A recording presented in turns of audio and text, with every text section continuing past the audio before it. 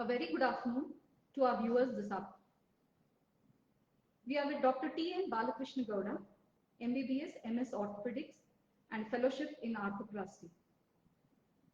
I have the privilege of introducing Dr. Balakrishne Gowdru in front of you. Dr. Balakrishne Gowdru is a distinguished orthopedic surgeon, an eminent name in Mysore, specializing in joint replacement surgeries, arthroplasty, and complex compound fracture management. He has to his credit of performing 24,000 surgeries in the last 22 years span, out of which he has performed over 4,000 joint replacement surgeries and managed several complex trauma cases. Associated with Apollo BGS Hospitals, Mysuru, for the last 18 years now, he is a senior consultant and heads the Institute of Orthopaedics, leading a dynamic team dedicated to delivering superior medical care and building strong patient bonds. He is an expert in performing joint replacement surgeries and in trauma management, for which he has been trained at Switzerland.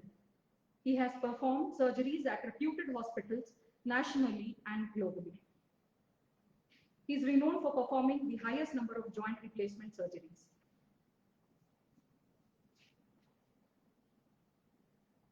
His specialty interest areas are primary and revision joint replacements of knee, hip, shoulder and elbow, total knee and hip replacement, arthroscopy surgeries of knee and shoulder, sports injuries, complex polytrauma and fractures.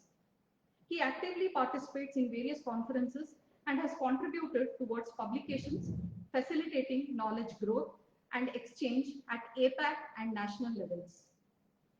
He is also the member at various state and national medical associations on arthroscopy and orthopedics. On behalf of all our viewers, I welcome to you, sir.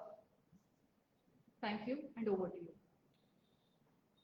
Good afternoon to all of you, all the viewers. Namaste to everyone.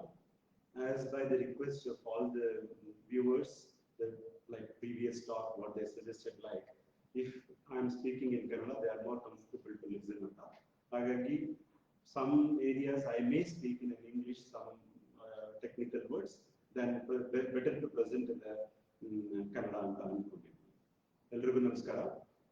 ಈ August 4ನೇ ತಾರೀಕು ಅಂದರೆ 2020 August 4th national bone and joint days ಅಂತ almost since 2012 ಇಂದ implement ಆಗಿದೆ. But even though gazette ministry of social and health department ಇಂದ almost 2012 ನಲ್ಲಿ gazette ಆಗಿದ್ರು ಕೂಡ, but implementation is started from 2012.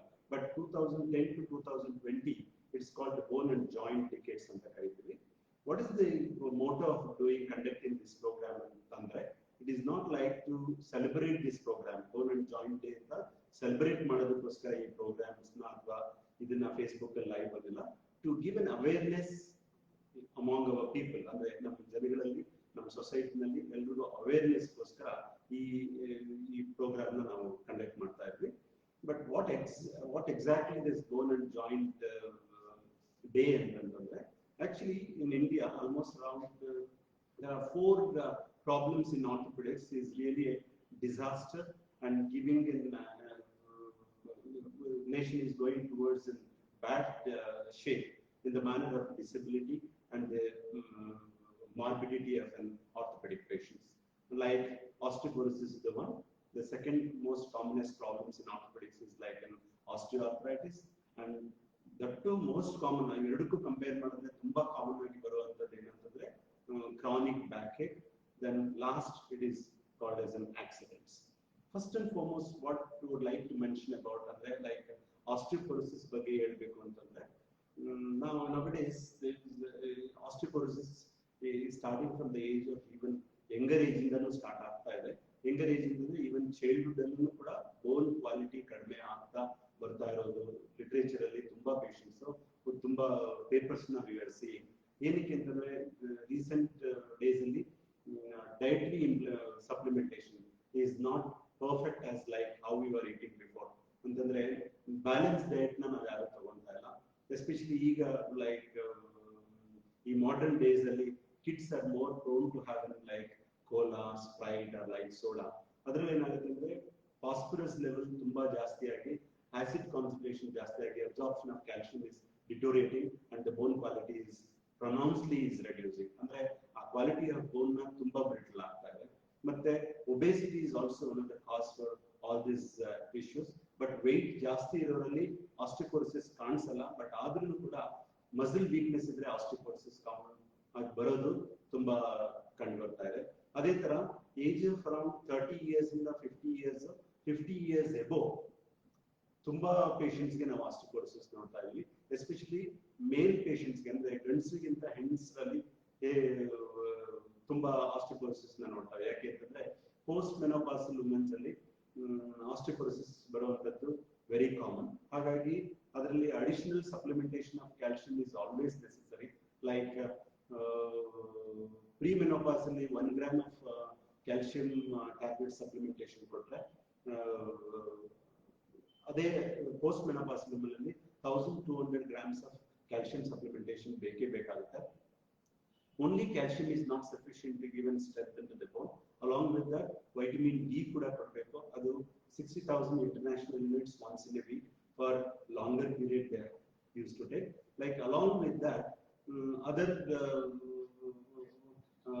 treatment protocol for osteoporosis ಅಂತಂದ್ರೆ like bisphosphonates ಇದೆ, ಅದು once in a week ತಗೊಳ್ಳೋದುಂಟು, once in month ತಗೊಳ್ಳೋದುಂಟು, once in a year ತಗೊಳ್ಳೋದುಂಟು. ಅದು depends on the severity of osteoporosis. ನಾವು ಅದನ್ನ ಕೊಡಕ್ಕೆ ಸ್ಟಾರ್ಟ್ ಮಾಡ್ತೀವಿ.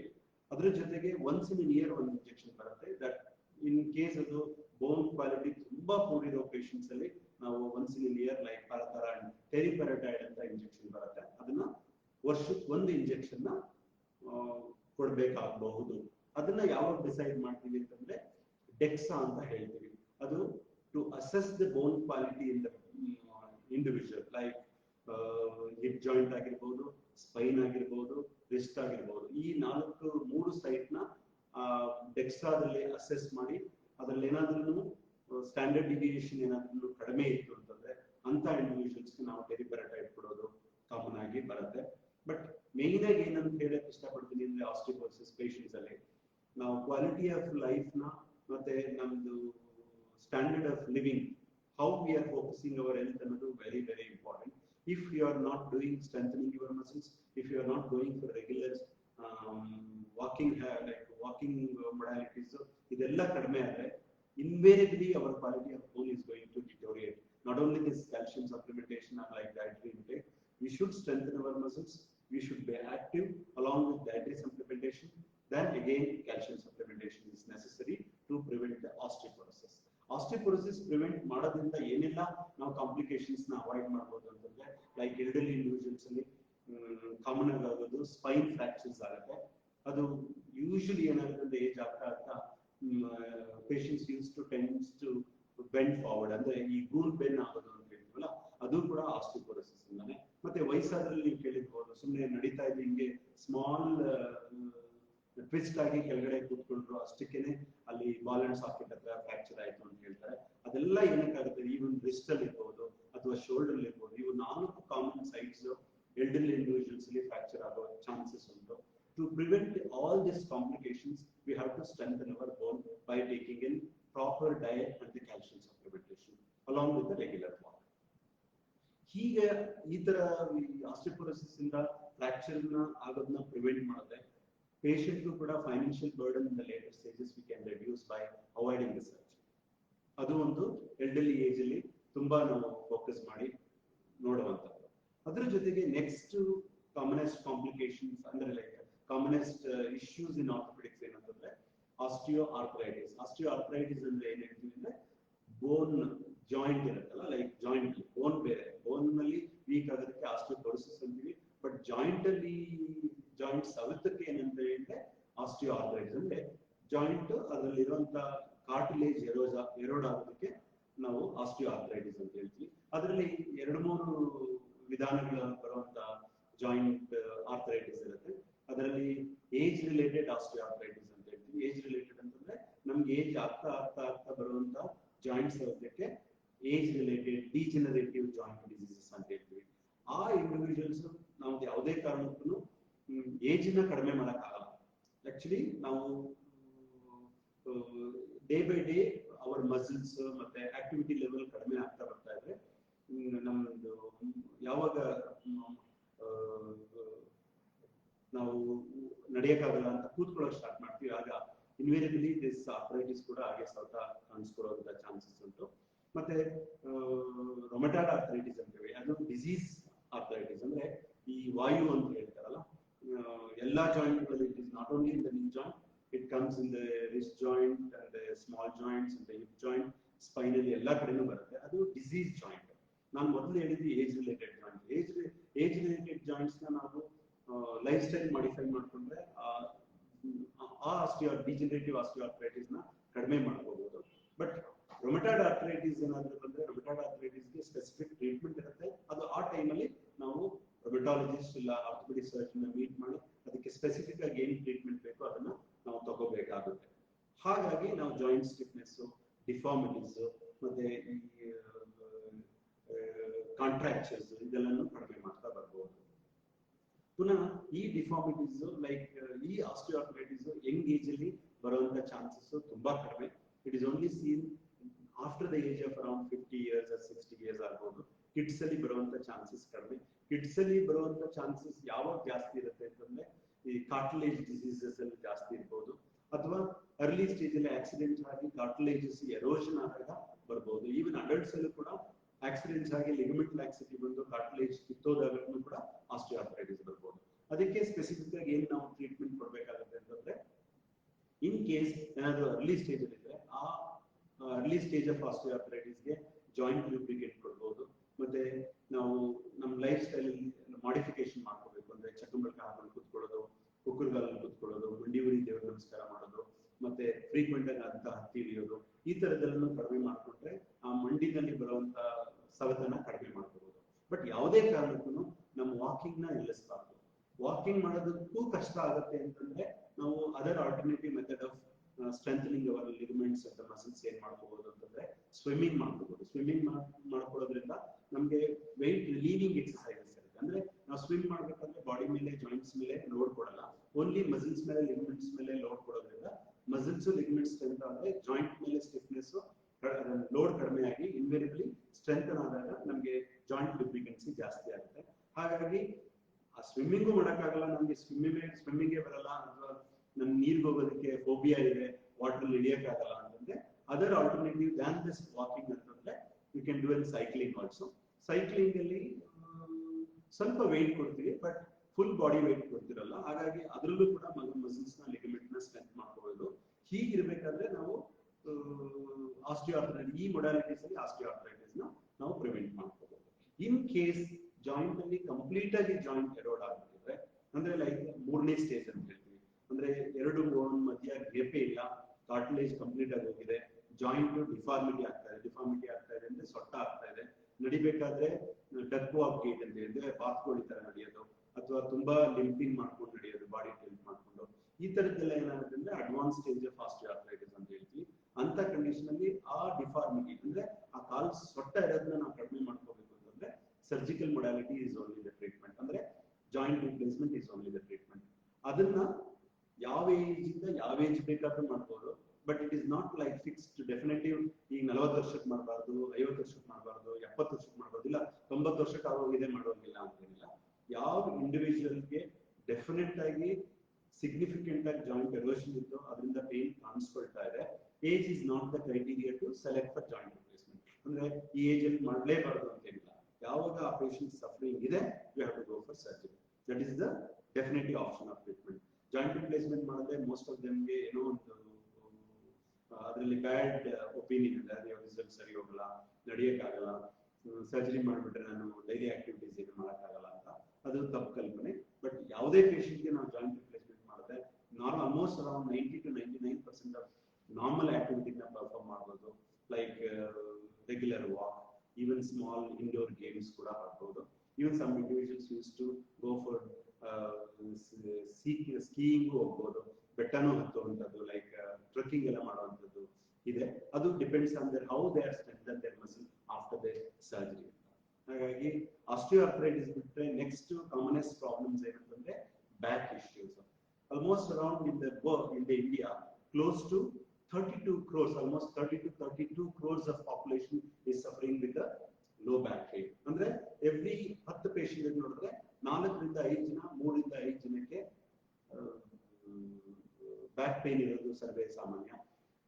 Back pain, it is not in the old age, even it is starting from the age of ಚಿಕ್ಕ ಮಕ್ಕಳಿಂದ start ಆಗ್ತಾ ಇದೆ ಈಗ, because of their postures, that is called ergonomics ಅಂತ ಹೇಳ್ತೀವಿ. Position sense while sitting in the classes or like in the office or like working habits, like ಕೆಲಸ ಮಾಡಬೇಕಾದ್ರೆ ಯಾವ ತರ ಬೆಂಡ್ ಮಾಡಿ ಕೆಲಸ ಮಾಡಬೇಕು, ಎಷ್ಟು wait ಇಡಬೇಕಾದ್ರೆ, what are the precautionary measures we have to take.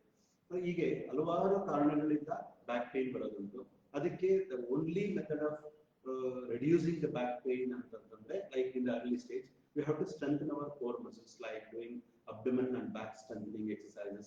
ಅದನ್ನ ಮಾಡಿದ್ರೆ ನಮ್ಮ ಪಾಸ್ಚರ್ ನ ಕಡಿಮೆ ಮಾಡ್ಕೊಂಡ್ರೆ ಡೆಫಿನೆಟ್ಲಿ ನಮ್ಮ ಬ್ಯಾಕ್ ಪೇನ್ ನ ಕಡಿಮೆ ಮಾಡ್ಕೋಬಹುದು before getting in to the big problem. Like most of them ಏನಾಗುತ್ತೆ ಅಂತಂದ್ರೆ ಹಾಗೆ ಲ್ಯಾಕ್ಸ್ ಆಗಿ ಇಟ್ಕೊಂಡಿದ್ದಾಗ ಏನಾಗುತ್ತೆ ಅಂದ್ರೆ ಡಿಸ್ಕ್ ಮೇಲೆ ಪ್ರೆಷರ್ ಬಿದ್ದು ಡಿಸ್ಕ್ ಪ್ರೊಲ್ಯಾಪ್ಸ್ ಆಗ್ಬೋದು. ಲಾಂಗ್ ಬೆಂಡಿಂಗ್ ಪಾಸ್ಚರ್ ಕೂತು ಅವ್ರ ಸ್ಪೈನ್ ಕೂಡ ಲೈಕ್ ಫಾರ್ವರ್ಡ್ ಬೆಂಡಿಂಗ್ ಕೈಫೋಸಿಸ್ ಅಂತೀವಿ, ಆ ತರ ಹೋಗ್ಬೋದು. ಈ ತರದೆಲ್ಲ ಅವಾಯ್ಡ್ ಮಾಡ್ಕೋಬೇಕು ಅಂತಂದ್ರೆ the only modality is you have to sit properly and stand properly while doing our work, and along with that we have to strengthen our core and back muscles. ಈ criteria ನ ಇಟ್ಕೊಂಡ್ರೆ long problems ನ we can avoid it. Later stages ಅಲ್ಲಿ elderly age ಅಲ್ಲಿ back pain ಬರೋದು ಏನಕ್ಕೆ ಅಂದ್ರೆ I told you in the beginning, osteoporosis ಇಂದ.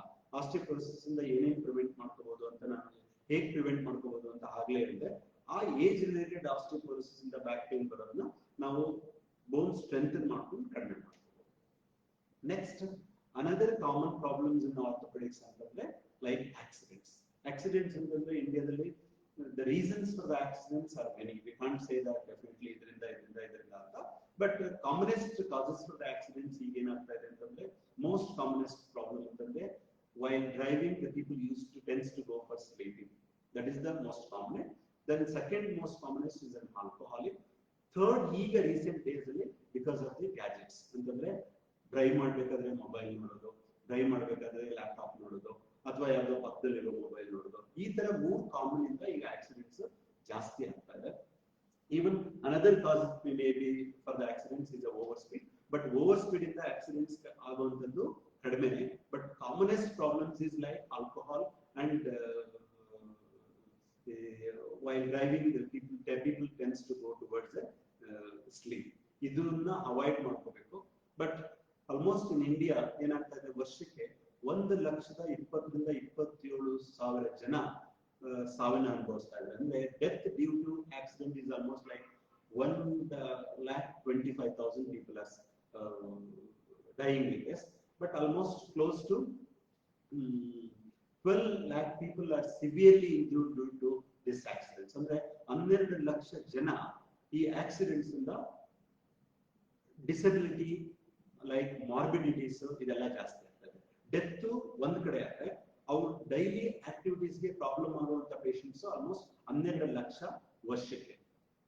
ಇದರಿಂದ ಏನಾಗ್ತಾ ಇದೆ ಅಂದ್ರೆ ನಮ್ಮ ನೇಷನ್ಗೆ ಲೈಕ್ ನಮ್ಮ ರಾಷ್ಟ್ರಕ್ಕೆ ಏನಾಗ್ತಾ ಇದೆ ಅಂತಂದ್ರೆ burden on these due to these problems like accidents ಇಂದ, almost disability ಇಂದ, almost like incapable to do their normal daily day-to-day activities ಇಂದ, earning capacity ಇಂದ almost ಇಂಡಿಯಾಗೆ ಎಷ್ಟು ಲಾಸ್ ಆಗ್ತದೆ ಅಂದ್ರೆ 4 lakh crores including ಟ್ರೀಟ್ಮೆಂಟ್ ಇಂದ ಅವ್ರದ್ದು ಅರ್ನಿಂಗ್ ಕೆಪಾಸಿಟಿ ಕನ್ಸಿಡರ್ ಮಾಡಿದ್ರೆ ಅಥವಾ ಅವರು ಎಕ್ಸ್ಪೆನ್ಸಸ್ ಎಲ್ಲ ನೋಡಿದ್ರೆ ಆಲ್ಮೋಸ್ಟ್ ಇಂಡಿಯಾಗೆ ವರ್ಷಕ್ಕೆ 7 ಲಕ್ಷ ಕೋಟಿಯಷ್ಟು ಲಾಸ್ ಆಗ್ತದೆ. ಹಾಗಾಗಿ ನಾವೇನ್ ಮಾಡ್ಬೇಕು ಅಂತಂದ್ರೆ ಇದೆಲ್ಲ ಪ್ರಿವೆಂಟ್ ಮಾಡ್ಕೋಬೇಕು ಅಂದ್ರೆ we should be more cautious while driving. ಮತ್ತೆ ನಮ್ದು ಏನೇನ್ ಪ್ರಿಕಾಷನರಿ ಮೆಸರ್ಸ್ ತಗೋಬೇಕು ಡ್ರೈವ್ ಮಾಡ್ಬೇಕು ಅಂದಾಗ ಇವೆಲ್ಲ ಪ್ರಿಕಾಷನರಿ ಮೆಸರ್ಸ್ ನ ತಗೋಬೇಕು. ಅಂದ್ರೆ ಲೈಕ್ ಡ್ರೈವ್ ಮಾಡ್ಬೇಕಾದ್ರೆ ಆಲ್ಕೋಹಾಲ್ ತಗೋಬಾರ್ದು, ಓವರ್ ಸ್ಪೀಡ್ ನ ಅವಾಯ್ಡ್ ಮಾಡಬೇಕು, ಗ್ಯಾಜೆಟ್ಸ್ ಅವಾಯ್ಡ್ ಮಾಡಬೇಕು, ಮತ್ತೆ ಈವನ್ ಅಟೆನ್ಷನ್ ಡಿವಿಯೇಷನ್ ಲೈಕ್ ನಾವು ಡ್ರೈವ್ ಮಾಡ್ಬೇಕಾದ್ರೆ ಪಕ್ಕದವ್ರ ಹತ್ರ ಮಾತಾಡೋದು ಇಂಥದ್ದೆಲ್ಲ ಕಡಿಮೆ ಮಾಡ್ಕೊಂಡ್ರೆ ಅದನ್ನ ನಾವು primary stage ಅಲ್ಲಿ ಅಂದ್ರೆ preventive measures for the accidents. These are the precautionary measures we have to take. Once the patient met with an accident, we should know how we should take care of that patient. Accident after we should see where exactly we have to seek for the treatment. ಅಂದ್ರೆ ಎಲ್ಲಿ ನಾವು ಬೇಗ immediate ಆಗಿ proper care ಕೊಡುವಂತ ಹಾಸ್ಪಿಟಲ್ಗೆ ನಾವು shift ಆಗಬೇಕು. ಅಂದ್ರೆ like where commonly they are performing this fracture management ಅಂದ್ರೆ ಟ್ರಾಮಾ ಸೆಂಟರ್ಸ್ ಅಂತ ಹೇಳ್ತಾರೆ. ಟ್ರಾಮಾ ಸೆಂಟರ್ಸ್ ಅಂದ್ರೆ only they are treating more of like fractures, abdominal injuries, brain injuries, like other system injuries ನ ಕಾಂಪ್ರಿಹೆನ್ಸಿವ್ ಆಗಿ ನೋಡುವಂತ hospitals ಎಲ್ಲಿರುತ್ತೆ ಅಲ್ಲಿಗೆ ಹೋದ್ರೆ ನಮಗೆ ಡೆಫಿನೆಟ್ಲಿ ಮೋಡ್ ಆಫ್ ಟ್ರೀಟ್ಮೆಂಟ್ ಸಿಗೋ ಚಾನ್ಸಸ್ ಅಂತ. ಎಲ್ಲೋ ಒಂದು ಪ್ರೈಮರಿ ಟ್ರೀಟ್ಮೆಂಟ್ ತಗೊಳ್ಳೋಕೆ, ಎಮರ್ಜೆನ್ಸಿ ಟ್ರೀಟ್ಮೆಂಟ್ ತಗೊಳ್ಳೋಕೆ we have to take nearby whichever the hospital we have, but definitely mode of treatment ತಗೋಬೇಕು ಅಂತಂದಾಗ we have to select where exactly we have to go and what type of treatment you are going to get ಅಂತ once if you are getting in to the hospital then you will be knowing it. ಇದನ್ನ ನಾನು ಹೇಳೋದಕ್ಕೆ ಈ stage ನಲ್ಲಿ ಇಷ್ಟಪಡ್ತೀನಿ. But ನಮ್ದು ಈ ಬೋನ್ and joint ಡೇಗೆ ನಮ್ದು ಇಂಡಿಯನ್ ಆರ್ಥೋಪೆಡಿಕ್ ಸೊಸೈಟಿಯಿಂದ ಏನು ಇದು ಎನ್ಕರೇಜ್ ಸಿಗ್ತಾ ಇದೆ, ಏನ್ ಮಾಡ್ತಾ ಇದ್ದಾರೆ ಇಂಡಿಯನ್ ಆರ್ಥೋಪೆಡಿಕ್ ಸೊಸೈಟಿ ಅಂತಂದ್ರೆ, ಈ ದಿನ ಅಂದ್ರೆ ಆಗಸ್ಟ್ 4ನೇ ತಾರೀಕು ಇಂದ 7 ದಿನದವರೆಗೆ ಡ್ಯೂರೇಷನ್ ವರೆಗೆ ಅಟ್ಲೀಸ್ಟ್ ಯಾರ್ಯಾರು ಇಂಡಿಯನ್ ಆರ್ಥೋಪೆಡಿಕ್ ರಿಜಿಸ್ಟರ್ ನಲ್ಲಿ ನೇಮ್ ನ ನೋಂದಾವಣೆ ಮಾಡ್ಕೊಂಡಿರ್ತಾರೆ ಅವರೆಲ್ಲ ಡಾಕ್ಟರ್ಗಳಿಗೂ ಕೂಡ ಒಂದು ಫ್ರೀ ಸರ್ಜರಿ ಮಾಡಿದ್ರೆ ಬರ್ಡನ್ ಆನ್ ದಟ್ ಇಂಡಿವಿಜುವಲ್ಸ್ ಕಡಿಮೆ ಮಾಡ್ಕೋಬಹುದು.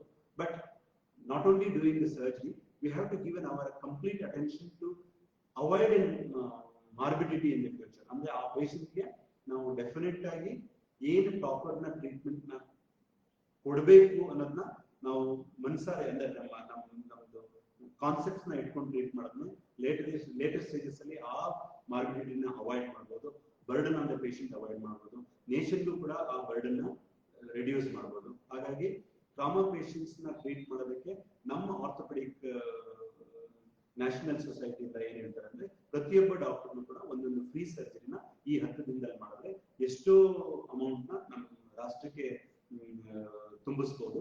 ಮತ್ತೆ ಪೇಷಂಟ್ ಕೂಡ ಯಾರು ಅಫೋರ್ಡಬಿಲಿಟಿ ಇರಲ್ಲ, poor patients like socio economic status ಕಡಿಮೆ ಇರೋರಿಗೆ ಒಂದು ಫ್ರೀ ಸರ್ಜರಿ ಮಾಡಿದ್ರೆ ನಾವು ವರ್ಷದಲ್ಲಿ ಏನು ನಮ್ಗೇನು ತೊಂದರೆ ಆಗಲ್ಲ ಅಥವಾ ಲಾಸ್ ಅಂತ ಏನು ನಾವು ಯಾರು ಅನ್ಕೋಬಾರ್ದು. ಹಾಗಾಗಿ ಈ ಫೇಸ್ಬುಕ್ ಲೈವ್ ಅಲ್ಲಿ ನಾವೆಲ್ಲ ನಾವು ಆರ್ಥೋಪೆಡಿಕ್ ಸರ್ಜನ್ಗೆ ಒಂದು ರಿಕ್ವೆಸ್ಟ್ ಮಾಡ್ಕೊಳ್ಳೋದೇನು ಅಂದ್ರೆ, ದಯವಿಟ್ಟು ಪ್ರತಿಯೊಬ್ಬರು ತಮ್ಮ ಕೈಲಾದಷ್ಟು ಒಂದು ಸ್ಮಾಲ್ ಸರ್ಜರಿ ಇರ್ಬೋದು, ಬಿಗ್ ಸರ್ಜರಿ ಇರ್ಬೋದು, ಪ್ರತಿಯೊಬ್ಬ ಪೇಷಂಟ್ಸ್ ನಿಮ್ಮ ಹತ್ರ ಬಂದವರಿಗೆ 10 ದಿನದಲ್ಲಿ ಒಂದು ಸರ್ಜರಿ ಮಾಡಿದ್ರೆ ತುಂಬಾ ಉಪಯೋಗ ಆಗಬಹುದು ಅಂತ ನನಗೆ ಕೇಳ್ಕೊಂಡು ನಿಮ್ಗೆಲ್ರಿಗೂ ರಿಕ್ವೆಸ್ಟ್ ಮಾಡ್ಕೊಳ್ಳೋಕೆ ಇಷ್ಟಪಡ್ತೀನಿ. Thank you everyone. ಇನ್ನೇನಾದ್ರೂ ನಿಮ್ದು ಲೈವ್ ಕ್ವಶನ್ಸ್ ಇದ್ರೆ you can upload in the Facebook, you can answer for it. ಈಗಾಗಲೇ ಡಾಕ್ಟರ್ ಸಾಕಷ್ಟು ಮಾಹಿತಿ ಕೊಟ್ಟಿದ್ದೀರಾ. You have almost answered concerns regarding bone and joints, how to have healthy bones and joints, how to maintain and to keep them healthy for long time. But general ಆಗಿ ಒಂದು ವಿಷಯ, complex compound ಫ್ರಾಕ್ಚರ್ಗೂ ಮತ್ತೆ simple ಫ್ರಾಕ್ಚರ್ಗೂ ವ್ಯತ್ಯಾಸ ಏನು doctor? Complex compound fractures ಅಂತಂದ್ರೆ, complex ಅಂತಂದ್ರೆ like it is multiple fractures in one bone, that is a complex ಅಂತ ಹೇಳ್ಬೋದು. ಮೇ ಬಿ ಲೈಕ್ ಜಾಯಿಂಟ್ ಅಲ್ಲಿ intra-articular fractures ಇರ್ಬೋದು, even extra-articular fractures ಇರ್ಬೋದು. Fracture more than many fragments. ಮತ್ತೆ compound fractures ಅಂದ್ರೆ open fractures ಅಂದ್ರೆ ಮೂಳೆ ಮುರಿದಾದ್ಮೇಲೆ ಅದು ರಕ್ತಸ್ರಾವ ಆಗಿ ಹೊರಗಡೆ ಬಂದಿರೋದಕ್ಕೆ ಕಾಂಪೌಂಡ್ ಅಂತ ಹೇಳ್ತೀವಿ. Usually these type of compound fracture ಅಂದ್ರೆ ಓಪನ್ ಫ್ರಾಕ್ಚರ್ ನ we have to address within 6 hours from the time of accident. ಅಂದ್ರೆ ಲೈಕ್ ಇಂಜುರಿ ಆದ ಟೈಮ್ ವಿತಿನ್ 6 hours ಅಲ್ಲಿ ಈ ತರ ಕಾಂಪೌಂಡ್ ಫ್ರಾಕ್ಚರ್ ನ ಟ್ರೀಟ್ ಮಾಡಿದ್ರೆ ನಾವು ಇನ್ಫೆಕ್ಷನ್ ನ ಕಂಟ್ರೋಲ್ ಮಾಡಬಹುದು. ಮತ್ತೆ ಅರ್ಲಿ ಟ್ರೀಟ್ಮೆಂಟ್ ಕೊಟ್ರೆ ಆ ಟಿಶ್ಯೂ ಕೂಡ ನಾವು ಪ್ರಾಪರ್ ಪೊಸಿಷನ್ ಕೊಡಿಸಿ healing also it will be better. And even litre stages ಅಲ್ಲಿ ಫ್ರಾಕ್ಚರ್ ಹೀಲಿಂಗ್ ಕೂಡ ಇಟ್ ವಿಲ್ ಬಿ ಪ್ರೊನೌನ್ಸ್ ಅಂದ್ರೆ ಬೇಗ ಆಗುವಂತ ಸಾಧ್ಯತೆ ಉಂಟು.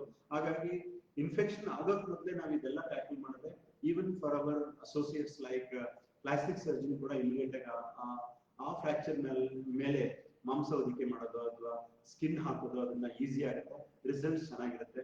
ಮತ್ತೆ ಡಿಫಾರ್ಮಿಟೀಸ್, ಇನ್ಫೆಕ್ಷನ್ಸ್, ಡಿಸಬಿಲಿಟೀಸ್ ಎಲ್ಲ ನಾವು ಕಡಿಮೆ ಮಾಡ್ಬೋದು. ಅದಕ್ಕೋಸ್ಕರ ನಾನು ಹೇಳೋದು ಏನಂತಂದ್ರೆ, complex cases, compound fractures, open fractures, polytrauma patients, ಈ ತರದ್ದೆಲ್ಲ ನಾವು ಟ್ರಾಮಾ ಸೆಂಟರ್ ಅಲ್ಲಿ ಇಮಿಡಿಯೇಟ್ ಆಗಿ ಟ್ರೀಟ್ಮೆಂಟ್ ತಗೊಂಡ್ರೆ we may get A proper treatment for those type of fractures ಅಂತ ಹೇಳಕ್ಕೆ ಇಷ್ಟ. Thank you, doctor. That was very informative. Before we wind up, we thank our viewers. Vimala Asai ಅವರು good to see you after long time sir ಅಂತ ಹೇಳಿದ್ದಾರೆ. Thank you Vimala Thank you so Asai. much, Amma. Thank you so much. ಮತ್ತೆ ಜಯ ಸುರೇಶ್ ಅವರು ಒಂದು message ಹಾಕಿದ್ದಾರೆ. One of the best intelligent and lovable doctors in Apollo family. Good to see you sir from Kuwait ಅಂತ love you sir. Namaskar. Namaste. Thank you so much for listening our live face. Krishna ಅವರು ಎಲ್ಲರಿಗೂ ಧನ್ಯವಾದಗಳು ನಮ್ಮ ವ್ಯೂವರ್ಸ್ಗೆ join ಆಗಿ ನಮ್ಮ ಜೊತೆ ಇಲ್ಲಿ feedback ಕೊಟ್ಟಿದ್ದಕ್ಕೆ. And ಇನ್ನೇನಾದರೂ I request further if you have any queries you can please post here. We will try to get the feedback from sir and get back to you. Thank you doctor for giving your precious time and for joining us with so many insights and information on the topic of related to bone and joints on this occasion of National Bone and Joints Day, with also a message to all the orthopedic surgeons to contribute towards the society and help all fellow human beings, especially who cannot afford and are socially and economically weak. Thank you so much, doctor. With this, we wind up today's session. Thank you, doctor. Thank you. ಇನ್ನೊಂದು ಹೇಳಕ್ಕೆ ಇಷ್ಟಪಡ್ತೀನಿ, along with that joint bone and joint day, ದಯವಿಟ್ಟು ಈ COVID infection ಅಂದ್ರೆ like corona infection ಇಂದ ನಾವು ದೂರ ಇರಬೇಕು ಅಂತಂದ್ರೆ always we should try to put our mask and hand hygiene proper ಆಗಿರಬೇಕು. This problem is not going to settle by ನಾಳೆಯಿಂದ ಆಗೋದು ನಾಳೆ ಸರಿ ಹೋಗುತ್ತೆ, ಇನ್ನೊಂದು ತಿಂಗಳಿಗೆ ಸರಿ ಹೋಗುತ್ತೆ ಅನ್ನೋದು ಗ್ಯಾರಂಟಿ ಏನಿಲ್ಲ. But only thing is if you are keeping a distance from an individual and regular hand hygiene and our face and nose protection by the face mask is the better option to keep an away of the corona from us. ಅದನ್ನ ದಯವಿಟ್ಟು ಎಲ್ಲ ಮಾಡಬೇಕು ಅಂತ ನನ್ನ viewers ಹತ್ರ ಕೇಳ್ತೀನಿ. Thank you, doctor.